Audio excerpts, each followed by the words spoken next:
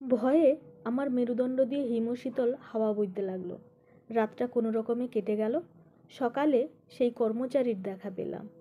সে আমাকে দেখেই সৌজন্যমূলক হাসি আসলো আর বলল, স্যার ঠিক আছেন তো?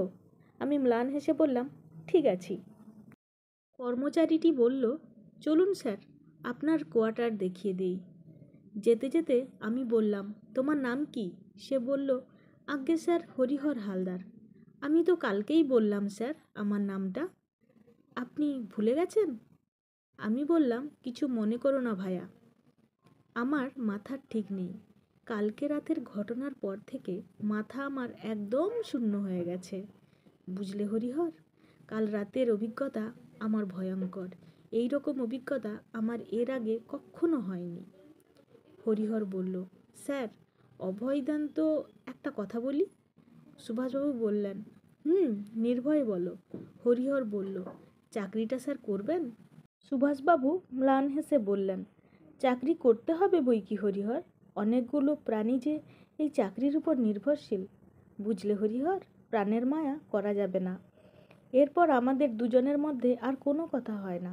আমি কোয়ার্টারে গিয়ে ফ্রেশ হয়ে জলখাবার খেয়ে নিই। তারপর ক্লান্ত শরীরটাকে বিছানায় এলিয়ে দিই।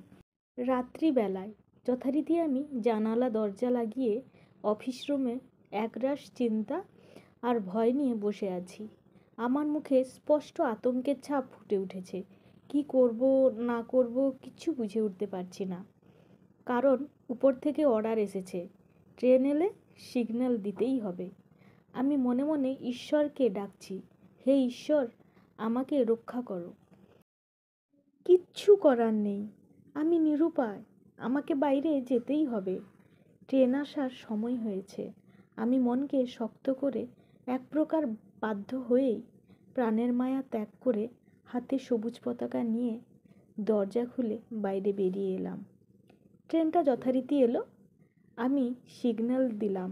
পরবর্তী মুহূর্তে দেখলাম ওই মেয়েটা আমার দিকে ধেয়ে আসছে। আমি মনকে প্রস্তুত করে চোখ বন্ধ করে নিলাম। তারপর মনে মনে বললাম, মৃত্যু, তুমি আমার শিয়রে দাঁড়িয়ে আছো। কিছুক্ষণ পর আমি আস্তে আস্তে চোখ খুললাম। দেখলাম ট্রেনটা চলে গেছে, কিন্তু আমি অক্ষত আছি। সেই সময় হিমশীতল বাতাস বয়ে গেল। শরীরে শিরশিরানি কম্পন অনুভব করলাম।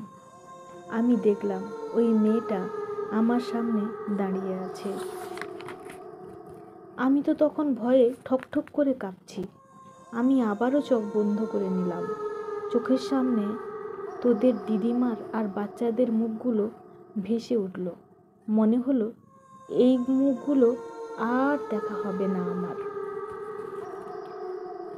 চোখের কোল বেয়ে আমার দুফোঁটা অশ্রু ঝরে পড়ল। আমি তখন ইষ্ট দেবতাকে মনে মনে স্মরণ করছি।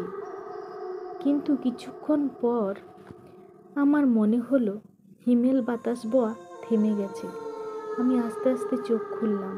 দেখি আমি সুস্থ স্বাভাবিক অবস্থায় দাঁড়িয়ে আছি। কিন্তু মেয়েটাকে আমি কোথাও দেখতে পেলাম না। আমি চারিদিকে তাকিয়ে দেখলাম, কিন্তু ওই মেয়েটাকে দেখতে পেলাম না। আমি আবার যখন পিছন ফিরে তাকালাম, তখন দেখলাম মেয়েটা চলে যাচ্ছে। সে রাতটা কোনো রকমে কেটে গেল। পরের দিন রাত্রেও একই ঘটনা ঘটলো আমার সঙ্গে। আজকে আমি মনস্থির করে রাখলাম, আজকে আর চোখ বন্ধ করব না। তাই আমি আর চোখ বন্ধ করলাম না। আমি দেখলাম ট্রেনটা চলে যাওয়ার পর মেয়েটা আমাকে পাশ কাটিয়ে অট্টহাসি হাসতে হাসতে চলে গেল। এই কয়দিনে আমার ভয়টা অনেকটা কমে গেছে।